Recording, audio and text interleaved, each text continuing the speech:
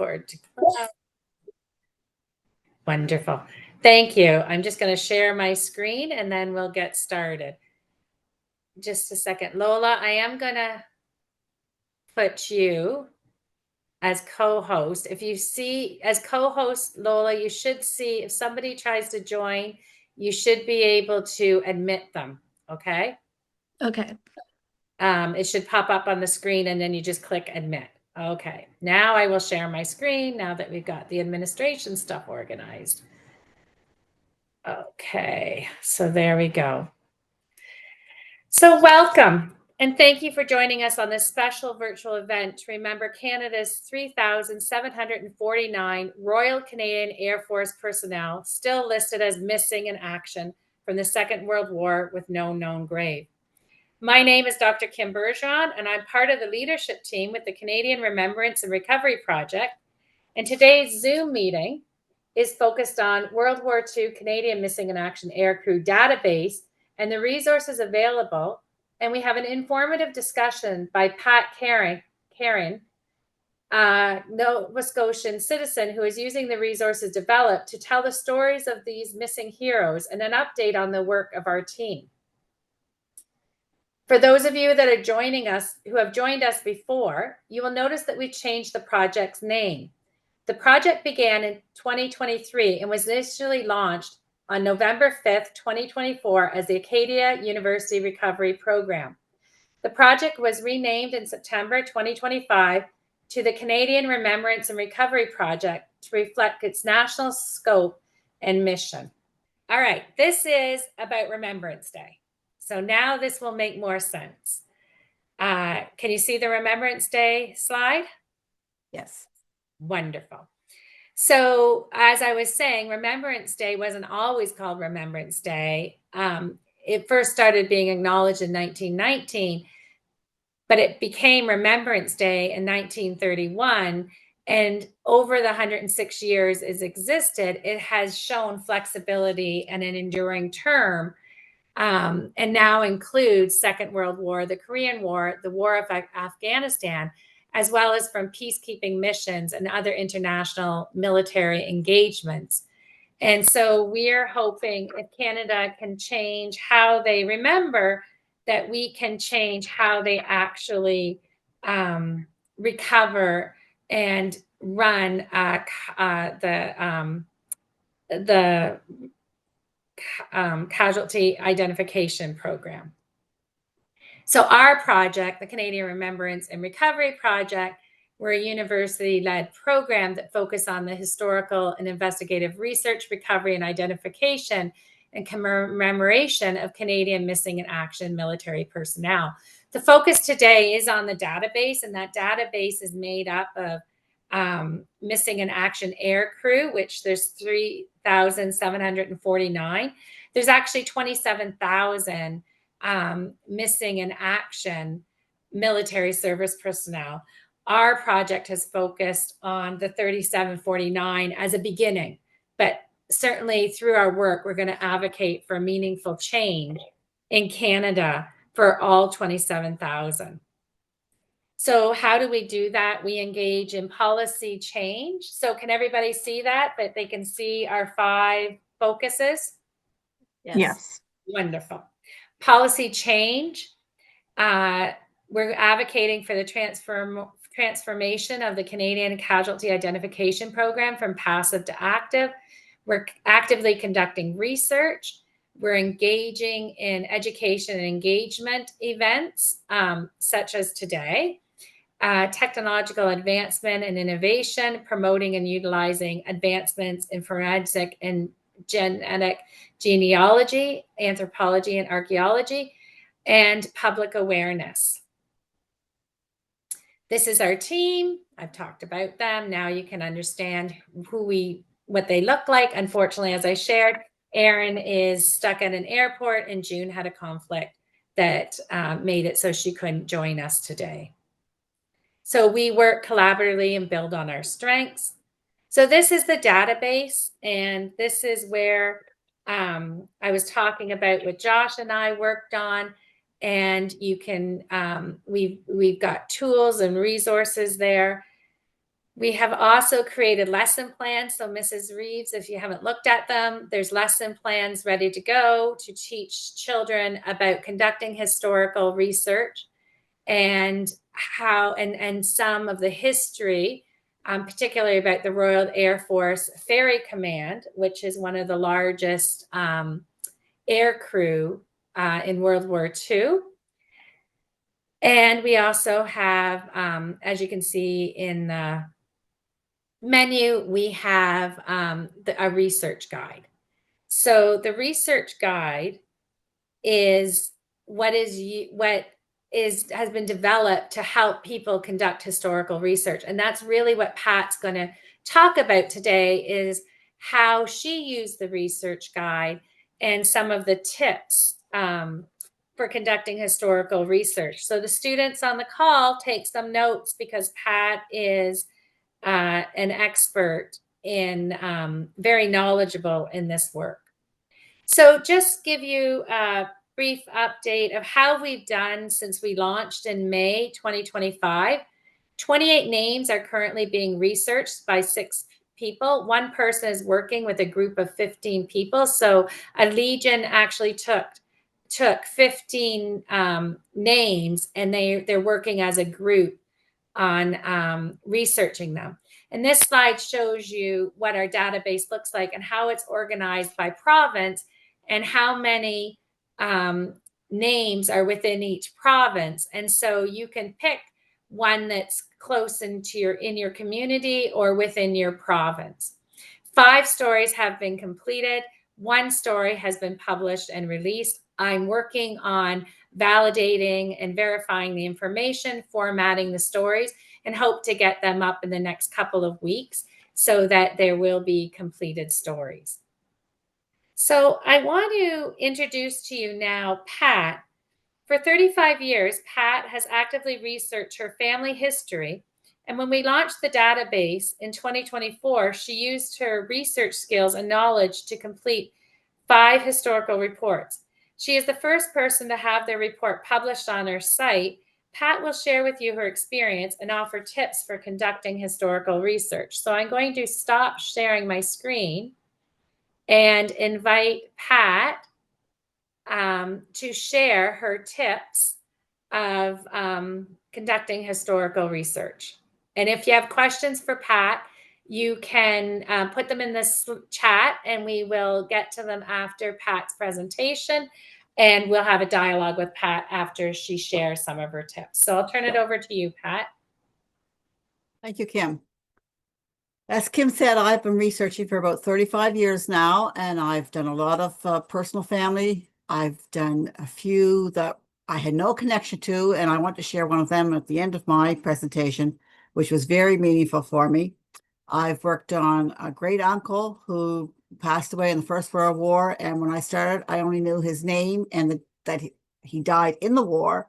Now I have a 3-inch binder full of information on him. So it's been I've worked with the 4-H groups on the Heritage Project. I've started several young people doing research, and some of them carry through for 4 years of their program. I've helped individuals get started on their family research, and a lot of them have kept on working on it. I'm one to say that never will I could say I have my family tree complete, because as sure as I think, well, I haven't had anything new at it for a while, a new part will come along, or someone will tell me a story or something that I've been able to find a place for it. But to start with, the most important thing of any historical research is to document every single tip you receive. Because as sure as you don't, someone's going to say, who told you that? Where did you find that? Is that right? I don't think that's right.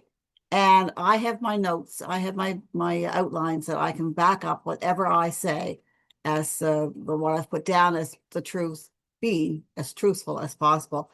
And there are a lot of times that the truth is not findable. So it's very important to document. It doesn't have to be a long thing, just a note as to where you've seen it or what you took that information from. Keep a running list of everything you do, people you've talked to, books you've read, whatever that relates to what your final paper or however you're going to put it down, shows that, okay, I found this by reading this, by doing this, by talking to it. And it will really help you out in the time later on, because memories don't always work all that well. And I have a little quote here that I have it sticking here in my genealogy room. Undocumented genealogy is mythology. If it's not proof, you can't say, well, this is how it is. You have to have that proof. So if someone tells you a story or a family legend, yes, that is what they interpreted. That's what they were told. But there could be problems with it. So write down what they told you. And then when you get the chance, look for details, look for proof of the person, the time frame, whatever. And I'm not saying to say these people were wrong, but just keep it documented so that you can say, yes, that was a valuable piece of information you gave me, but it doesn't quite fit. How can we look at this? And I've had some very important instances in my own family search that has come up that, oh yeah, that does work better that way. And it's very easy with names to skip generations, because a lot of times names were passed down. So it's very easy for someone to have a story, but may not have quite the right time frame. And together you can work it out and get a definite answer. Another important fact is start with what you know. If all you know is a name and a date or a location, start with that. And it's surprising what you can find with very little information and how you can expand on it.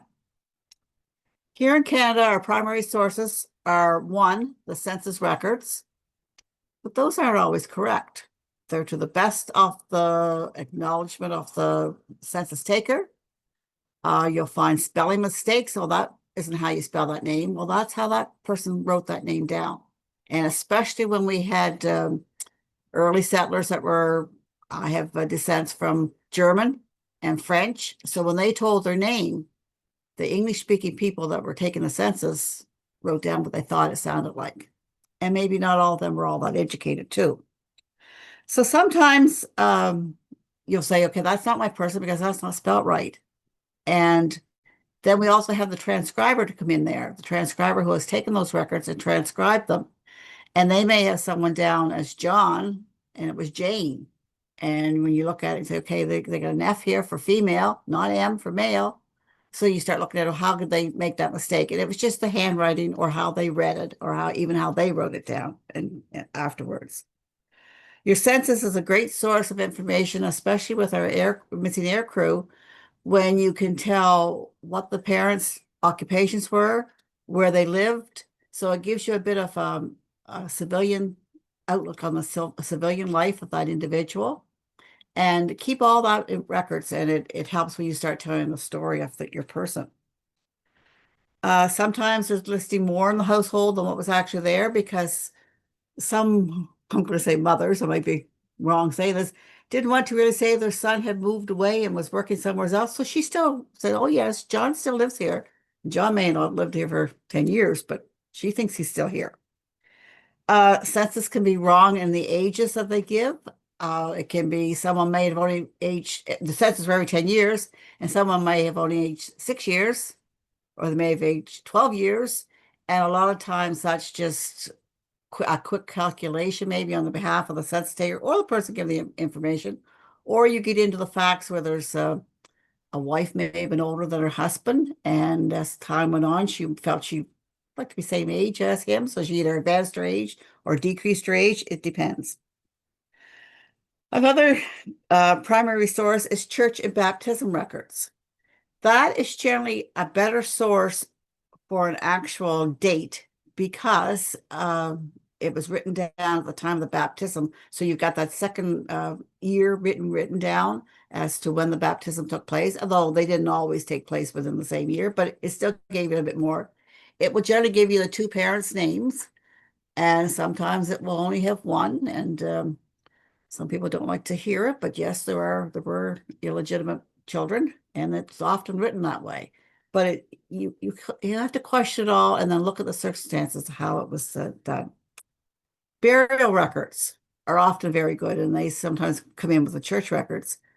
The actual headstone, but you can't always believe that. I have a grandfather whose headstone is the wrong year. But I know that he wasn't. He died a year previous or a year after his headstone. And that was because the headstone was not where the family, what remaining family there was, and whoever carved the stone put the wrong year. So the dates can have discrepancy, and you have to find 2 or 3. And then once you're getting 2 and 3 that are the same, well, you're pretty good at saying, okay, that's should be the date. And that should be is always in your mind because something can come along. Provincial birth marriage, death, birth or marriage records, death records. Those are usually a very good primary source and should be reliable, but they aren't always. And again, I have a grandfather who died here in Nova Scotia in 1959. His date of death is correct. His name is correct. His birthplace is correct. But his spouse, father, and mother are all wrong. And I really puzzled over it for a while. I thought, how could they have done this wrong? But part of that record is typewritten, part is handwritten. So in my opinion, the person went to lunch, came back and messed up 2 papers together and wrote the wrong names or typed the wrong names in that part. And I've tried to have that corrected, knowing I have documentation who the father, mother, and wife was. But it's a historical document and they will not change it. The war records is mentioned on the database as a possible source. They're a wonderful source for our air dead. Most of them are available through Library and Archives Canada. Most of it is all free now through them. When I first went for my great uncles, I had to pay for every typewritten page they sent me. But it will give you at least, mostly, the attestation paper, which is the paper they filled out when they joined. And they fill out their name, their occupation, not necessarily their parents' name, but they fill out a next of kin. And that will sometimes give you a false idea as to who he was or who their parents were. So it's just you have to but keep all that information on your list and keep looking at it. And one that I did, not related to this, but related to the Commonwealth War Graves, it had a Thomas for the name. And I'm thinking, okay, is that his father? But I come to find his father wasn't Thomas. It was his brother because his father was already dead. So he had listed his brother as his next of kin. You'll find records usually records of their medical examinations, which prove they were fit enough to join. Then a lot, not all, but a lot have their training. So here in Nova Scotia, I can see that they left Halifax for overseas, and oftentimes the ship they were on, the date that they left, when they arrived in England. And then it'll go through their trainings within the bases in England itself. And then finally they would get drafted to overseas and you'd find the date. You don't often find the place of where they went because that was kept secret from the enemy. So you would just find that they were taken on strength by such and such a battalion. And through your research, you'll find out where these battalions were. And that way, you know, that, okay, that's when he went to France. That's when he went into Belgium, whatever that way. From that, you'll find as I said, the battalions maybe that they became part of, and you can start researching that part of it. And through researching the battalions, you can often find a lot of information that normally the records wouldn't have showed you, but you can see the movement of the particular battalions. And although we're not dealing with First World War, but especially with the First World War, because there was so much individual death at any given point of time, battalions were pretty much wiped out, some of them. And so they took on strength of other personnel that were coming up the lines towards them. So it's always a way to, you can keep reading the story, reading between the lines. A genealogist has to read between the lines. From the first one I did for the unknown graves, I learned that he was, they started first with a crew of 5 because they were flying a smaller plane, and some of their movements with that. And then they were sent down close to the coast of England, and it became a larger plane, which needed a crew of 7. And that's the crew he was with when the plane went down. We talk about war diaries. The First World War, they had someone who was physically traveling with the battalions, writing down what was happening that day. And going back to my great uncle, there was a heavy battle. The next day, there was no battle. They each were given time to clean off the battlefield of the deceased. And but I know from other information that I have that my great uncle was picked up, still alive, and taken back to the dressing station where he passed away. So you can find out these little information, little tidbits that will give you a story if you want to write a story for them. Going back to my crewmen, off the 7 of them, they went down. Only, I think 3 of them, Kim, are listed on our database because they are listed as Canadian citizens. 2 were American citizens, but they joined with the Canadian Army or Air Force and were overseas. 2 were picked up. They were on a mission to bomb a harbor in France, a shipping harbor, and 2 of them went down, or 2 of them were picked up by the Germans. The rest all went down with the plane. And one of these men, he passed away that night, which they buried him in a Commonwealth grave in France. The other fellow was taken as a prisoner of war, and he survived as prisoner of war and came back to Canada. And he he went to visit a lot of the families of his other crew members. And I have found a few newspaper articles where he was interviewed while he was doing that, talking to the families about how their sons had died. So there's a lot of other things that we can look at that aren't just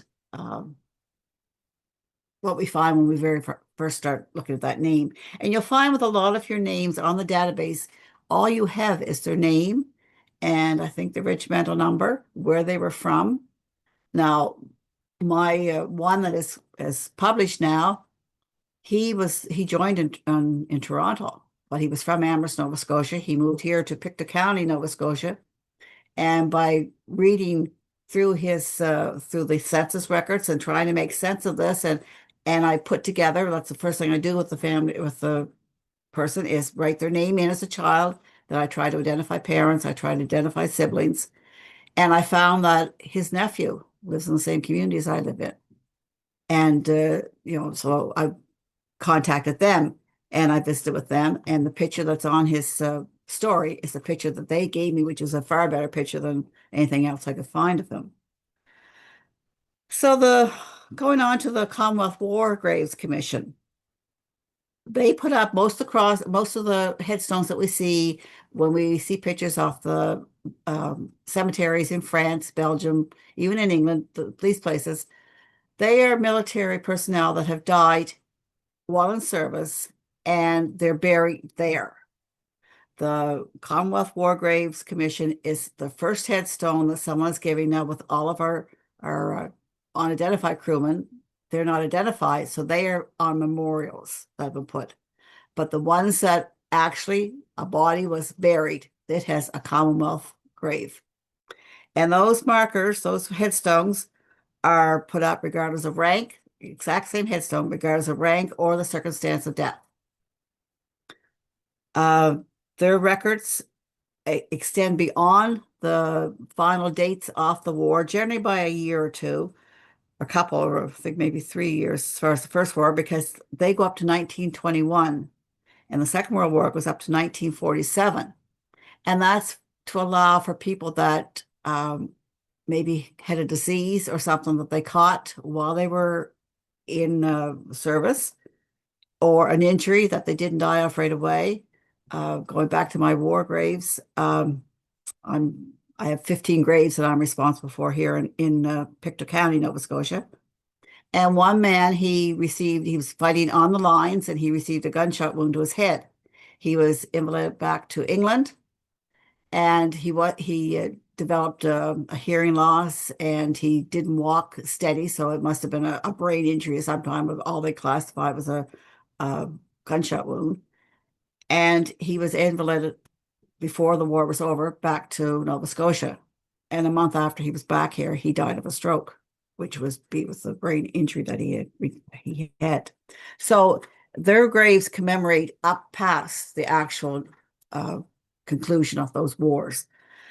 And they have a database that has circumstances of their death, and it's a record that often will tell you more things. It may tell you parents' names who received medals that those people had earned, but these are only for people that have actually been buried. You won't find one for an unknown grave. Another source of information is the Book of Remembrance in Parliament Hill. And there are books for each of the conflicts, for the Korean War, and I think there's an Afghanistan book now. But every morning there is a ceremony held in the Peace Tower where a person goes in and turns one page to the next page. He salutes that book, closes the lid down on the cabinet, moves to the next one. It's a very moving ceremony. And when you find the person you're researching, when you find their name in the Book of Remembrance, it will give you on the bottom date that page is displayed. And you can actually, they only allow 5 people in the chamber when the ceremony is taking place. You can actually book ahead to be there present when the book is turned to the page that your person is going to be displayed. And I did get to see my great uncle's name, the date that his was displayed on May 10th. And every year on May 10th, that page of the World War I book is displayed, and it stays running. Sometimes they're up for 2 days just to make up for February 28th, 29th, things like that. So, but it comes up when you see the page, it'll come up at the bottom what day it is displayed. Pat, I'm just going to give you the 2-minute warning. Okay. As I said, War Diaries, World War I is definitely available online.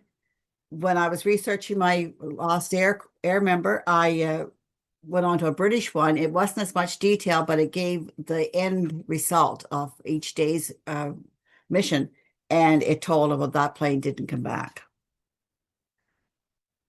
Now, do I have time to do just a story about one, Kim, that isn't related to this one, but of how I started with nothing? It was Christmas Day 2017. I was passed some medals from a president of the Legion in Truro, Nova Scotia. And he said, "What can you do with these?" I looked at them. I said, "I don't know. I don't even know what they are." But on the medals was engraved the name and the regimental number of the people. It turned out to be a father and son, the father from the Boer War, the son from the First World War. So I did what I could to figure out who they were, what they were, and then I started moving forward. And I found a name of the eldest daughter of the gentleman that had been in the First World War, and I found a son's name. So I started looking for that son. He passed away in 2003, so I found his obituary. So then I hit Facebook, and I started looking for names that fit into that obituary, and I found a grandson. So it's actually the great-grandson of the man in the Boer War and the great-grandson of the man in the First World War. And he's in horses. He's in CFB Shearwater outside of Halifax.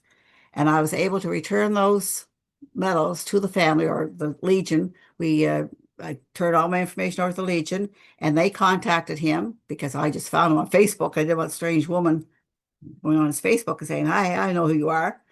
And anyways, he came to Truro with his mother and his own son. So we had 3 generations there, and we turned those medals over to them. And I started with only names and a regimental number. So it can be accomplished. I'm Kim.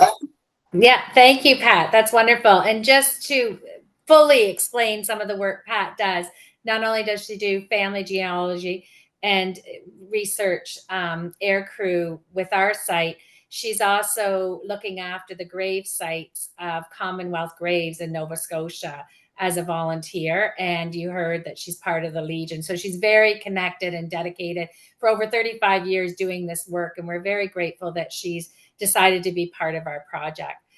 I just want to sum up some of what I heard, and then I'll put it out to questions. But when it comes to historical research, and this is really important for the students and anybody that's going to take on this work, is start with the information provided. And we provide the information in our database from the Royal Canadian Air Force website.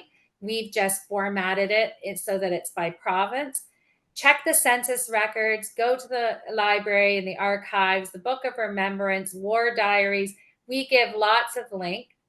Pat, one of the questions in the chat was, is there still a $5 admin fee? I assume, Jody, is that at the library and the archives? Is that what you're meaning?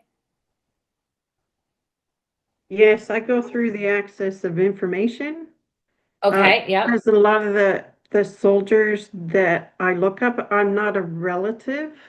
Right. So they have a list of requirements to prove who you're looking for, and it's only a $5 fee. So when people come into the Legion in branch 25 and they say they want to find the records on their grandfather, I get them to sign the consent form to allow me to research him. And when I put it in through online, it's a $5 fee. Okay, thank you. Pat, But is that any of them that have died?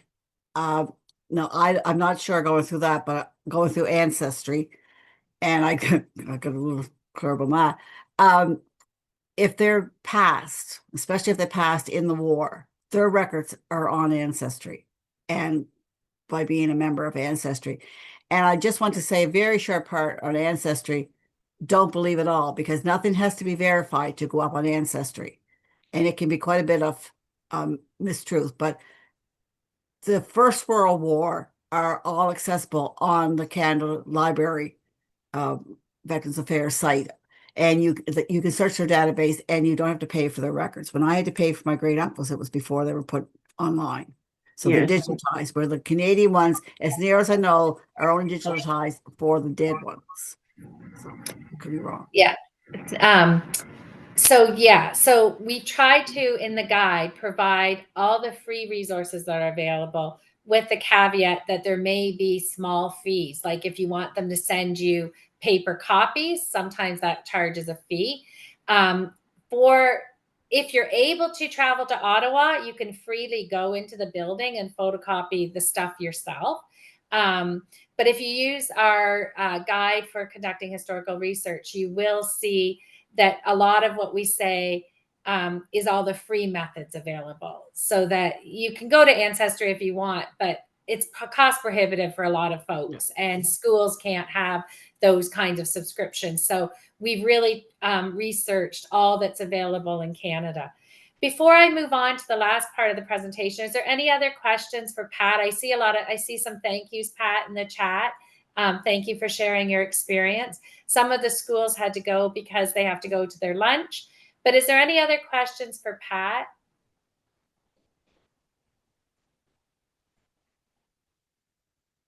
I'm just going to sum up just the notes. One of the key things that Pat said, and as a researcher, I say this all the time.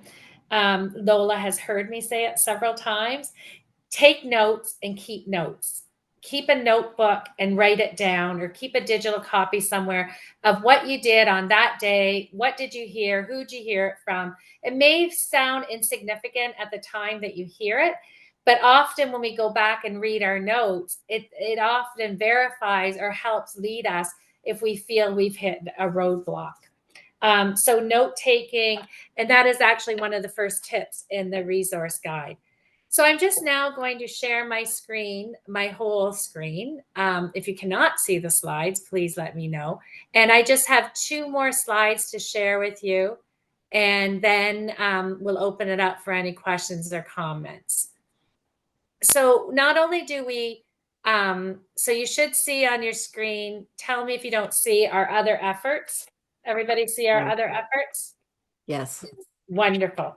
So our other efforts, so we really promote the database. We work with Legion, schools. We try to get as many people to do it. We conduct our own research. But the other efforts that we're doing as a team is we've written a discussion paper that we're submitting for international conversation to an international journal.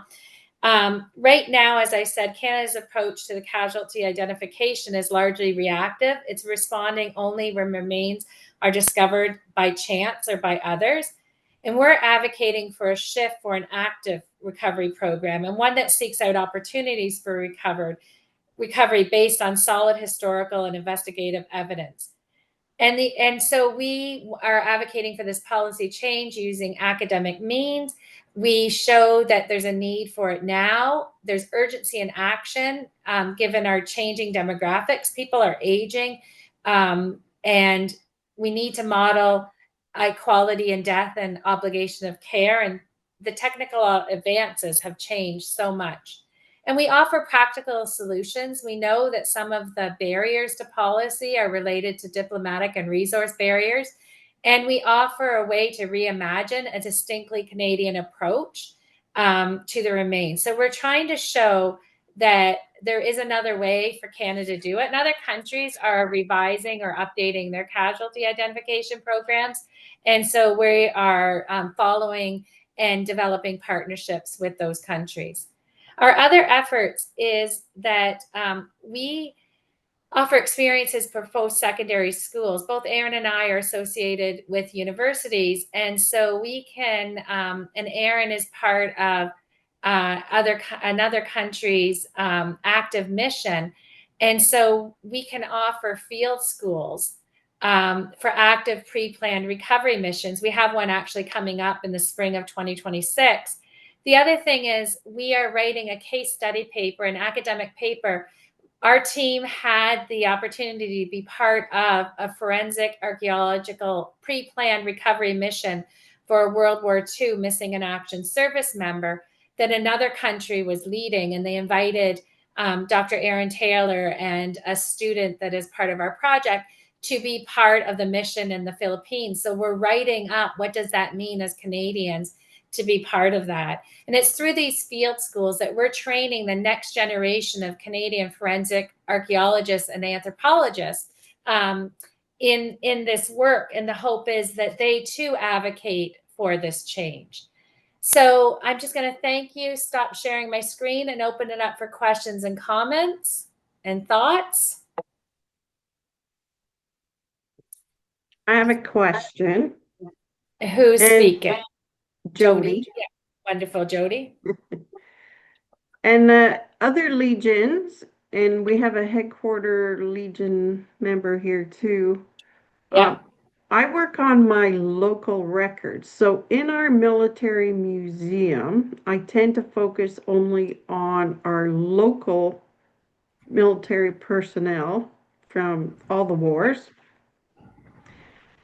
But in World War I, some of the records, and maybe you can answer from other legions that do this, it was 1919 and mostly immigration. So their birth is England or Ireland or Scotland. So they come to Sault Ste. Marie because we're a steel town. So I have a lot of personnel that come in, work, live here for 3 years, but during the time of the war, they signed up here and in Sudbury and North Bay. Do I consider them local soldiers?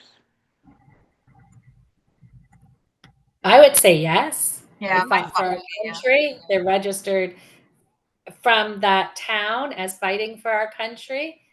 Even though most of their residents say North Buxton, Ontario, or because that's where their parents are. They come here just to work in the paper mill or the steel plant and then left.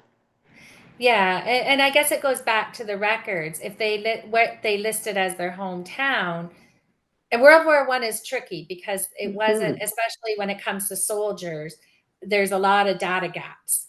Yes. That's one of the reasons why we're focusing on aircrew from World War II. There wasn't a lot of aircrew in World War I because that's not how the war was fought. But World War II, one of the reasons we're focusing on Aircrew out of the 27,000 is because they kept such good records. And so that's a gap. But I will open it up to the crowd from other legions. What would you consider? Would you consider them from Sault Ste. Marie because they worked there and they listed that, or just Canadian because they fought for the Canadian effort? What are thoughts? Tom, Ross, what do you think? Yeah, Yep, Ross. Yeah, just I kind of do the same thing, Jody, and I guess I go by the adage that if they happen to come through Richmond Hill one day, they're part of the group that I research. It just because they were here for a while, and they may have enlisted here. They may have enlisted in another municipality close by, but I keep records on them, and I also note the fact that maybe they're from another area. Yes. To like- to Pat's point, document everything. To Kim's point, do the same thing. Yeah, and Pat might be able to answer this because when I research it on Ancestry or Fold 3, which gives military records, I put in the name and they're in that period of time where they're not registered on the census as living in the Sioux, but their name is on our memorial wall. Mm-hmm. Well, I'm going to refer back to the crew, like the rest of the crew of the one story that's up there. As I said, 2 of them were American. I've completely researched them, and in my books, they are part of that. They fought together. They trained together for all their missions. They went on missions together. So that's part of the crew. This database at the present time isn't acknowledging that, but I still have them there because they joined in Canada. One came to Hamilton, the other one came into Windsor, I think it was. Anyways, they came into Canada and fought for the Canadians. So I know their hometown isn't here, but they are still part of that crew. And as Tom mentioned there, if they were communicated through his town, then they were there at some point of time.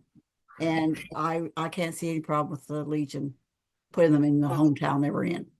Yeah, and on the database, because Pat has brought this to us attention, Pat and I are working on an article for the Royal Canadian Air Force magazine where we'll tell the whole story of all the crew. And so I can't add the names to the database per se because of where I've got the names from, but we will write an article about the whole crew that will account for everybody that was part of that crash and link it back to the 3 that are on the database. So we will find ways to make sure the stories are told to acknowledge the contribution that they made. So I just want to acknowledge Laurel's hand up. Laurel, maybe you can introduce yourself and what your role has been with the CIP. I see you put it in your introduction. Hi. Yes. Hello, everyone. Thanks for hosting this. Sorry, my voice is done, but so I'll just quickly say, you're talking about the casualty identification program. I thought as you did as a student in like 2004, 2005, so applied to the Canadian military to be an intern at their Missing in Action program. And they said, that sounds really cool. You can start it. So that was back in 2005. So in from 2006, 2014, I created and ran the modern version of what we'd call Gray's registration or casualty identification. It was the new one they came up with. But I can answer, perhaps I can just sort of give you the officious answer for some of the things and acknowledge some of the pitfalls that this lack of clarity we have in the Canadian policy.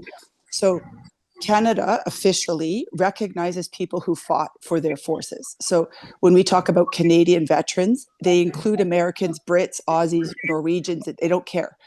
And they don't care how long you're in Canada. You could have come to Canada for a week. If you signed up, you were considered a Canadian soldier and recognized, and your burial, everything, your pension is all considered quote Canadian. So I don't know if that helps, but the Canadian approach is if you fought for our services, then you're considered a Canadian veteran or Canadian missing in action or Canadian service personnel. The US doesn't necessarily follow the same remit. They tend to be more, they would recognize the Americans who fought for the Canadians as American veterans. So it can get very fuzzy, and it's just something to note that you might see differences in how those records are written. At the same time, you might see them written twice, but with different information. So it's definitely fuzzy and not necessarily always clear policy-wise. It also doesn't apply to all personnel in the same way, unfortunately. So it's just something to keep in mind that Canada sees everybody, regardless of how long you're in the country. If you signed up, you're considered Canadian.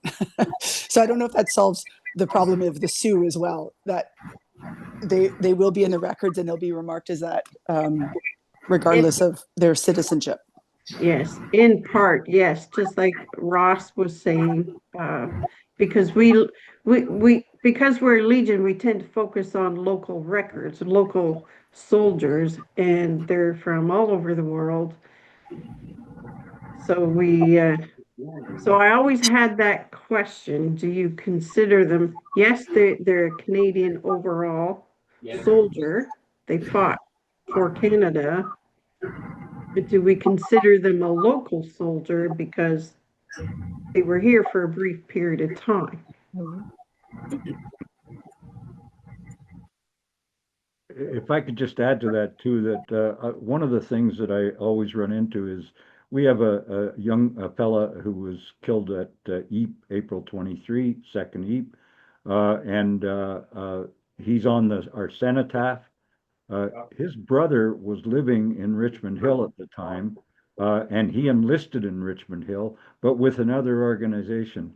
And I've traced information on that brother because he was killed later on in 1918, and I cannot find that he's commemorated anywhere. And that kind of bothers me. So whatever I can do to find information on Stanley Ross, brother of Earl, I will do it, and I will put the information wherever I can. And with Ontario, what we do with that military service recognition book that Ontario Command puts out, I make sure that these people get in there somehow. Of course, the challenge is trying to find a picture as well. Yeah. So I think it really shows that we've had to do this work, you have to have passion, you have to have diligence, and you have to be willing to commit some time to figure out stuff, because it's not a clear line from I have a name, a location, and where they enlisted, who they fought with, like what battle they might have died in. And then I can just tell the story from that, because there's a lot of things. You have to think of the world as it was happening during the war, and who kept the records, and like the misspelling of names, when did that happen? And if you go to Nova Scotia to the Immigration Museum, you can read a lot around how different names were misspelled right from the time that people immigrated into Canada, let alone when moved out to other areas within Canada. And as Pat had said in her journey of researching her Air Force crew member, he was living with his mother, then his sister, and then here, and then enlisted here. Like, it wasn't, his hometown was listed in Amherst, but he was actually living in Toronto when he enlisted, but he's memorialized in Amherst because that is his hometown. I don't know, Pat, did you look in Toronto to see if anything, like he may or may not be listed in Toronto? No, I never found anything that showed me that. He had enlisted twice. The first time he wasn't called up, and then he moved up to assist, and not even there a short time, and they must have maybe a call come out for more volunteers, whatever, and he re-enlisted. So, but that was his second enlistment, and it does say that he enlisted in Toronto, but I've never gone any farther to see if he's on any other records there. But he definitely here. And Jody, you've raised a great point. Indigenous soldiers are also misrepresentative, as are anybody from a different ethnicity. In our last presentation, we talked a little bit about that. And I touch on it in my policy paper, that again, if we really want to look at equality in death, we would start with those missing in action who were Indigenous or from another ethnic group, because they often were not acknowledged in any way. Racism in Canada did exist, and it existed in the military. And so, we don't subdivide on that. We don't subdivide on that, but we should be conscious of that. Yes, because when I was doing research, I did come across an Indigenous Air Force person, which is rare, because in World War I and II, when our Indigenous soldiers joined, they were quite often pushed off to the pioneer battalions to work on the roads and the railways and put their skills to work. So when I was researching, I found an article that a lot of the Indigenous names were changed and colonialized. And now there's a program that they can reclaim their Indigenous name. So I find that quite interesting. Yeah. And I'll do a little bit of research in that. I know I touched on it when I'm a social justice researcher, so I look through many lenses. And one of the other lenses I look through is women in aircrew. And we had a number of women that were part of the aircrew, not necessarily flying in the planes, but did a lot of the logistics. And 17 women died, and all of them are accounted for, and their stories are told. And so I didn't need, I didn't have to use a gender lens. But then when I used in social economic class lens, it's nice that regardless of rank, everybody's was documented. Do you know what I mean? Like, nobody distinguished between hierarchy in the military of documentation for air crew. If you were part of the crew, you were documented. And so that's, again, why our research team has focused on air crew to practice and develop the skills necessary, because then it starts to get complicated when we start to look at Army, Navy, and recovery missions are different. A lot of our folks that were in the Army, we have mass graves. Now, do we have verification that everybody listed has been recovered? No, but we know based on the battle fought that so many died there that there's a high probability that they're there. And whereas with air crew, crash sites are, that's why we're going through all the historical research. We have developed a collaboration with the Commonwealth Grave Commission to help guide us on what, if we wanted to change policy in Canada, what could it look like and who needs to approve it? We do need the government's willingness and approval. But until we get that, we can understand the process of how other countries are doing it so that we're better prepared for it. And that's why we've partnered with other countries to actually go on pre-planned missions to see what is a cost of a mission. And one of the advantages of us being university led is we could fundraise for that to happen. And, if the Canadian government isn't willing, perhaps another country would be willing. I'm hoping we can get the government, we can get on the government agenda. And so part of our strategy is this awareness and getting folks like you guys involved and understanding what's happening, so that when we do a call for advocacy, you already know what we're advocating for and why it's important. We partner with DPAA in the United States. They still have an active program even in today's climate. And part of the paper that we're writing and the journal that we're submitting to, they published how casualty identification programs are being implemented across the world.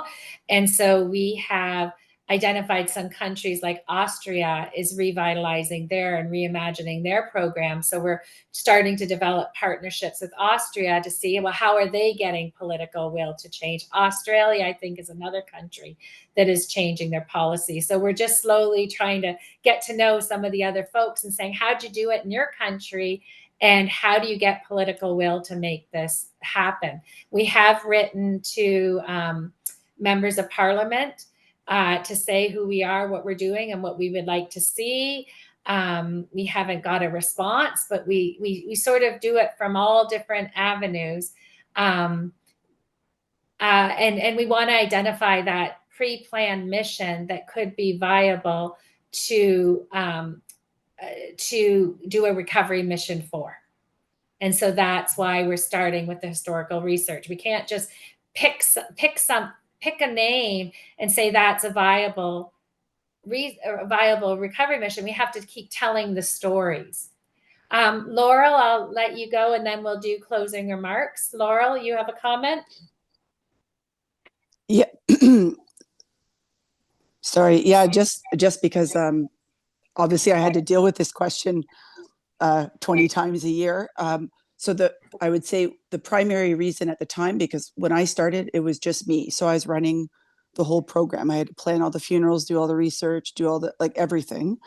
So it was resource based, because Canada did do active recoveries after the war up until the mid 50s. So policy wise, until the mid 50s, Canada was active. It was under the British Graves registration, but it was active. I would say resources is your big thing. Policy follows resources. And one of the big blocks that we had was there's a order in council, which basically says Canada cannot exhume.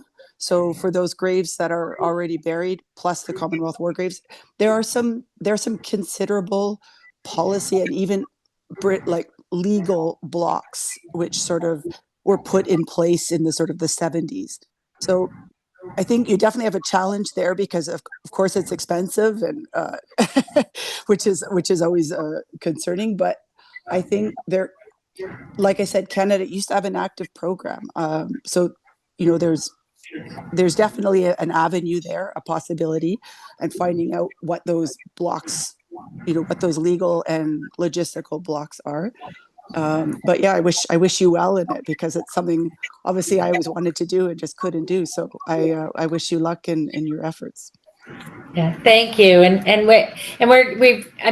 We do historical research on people, but we've been doing historical research on the policy too. And this is the focus of our paper.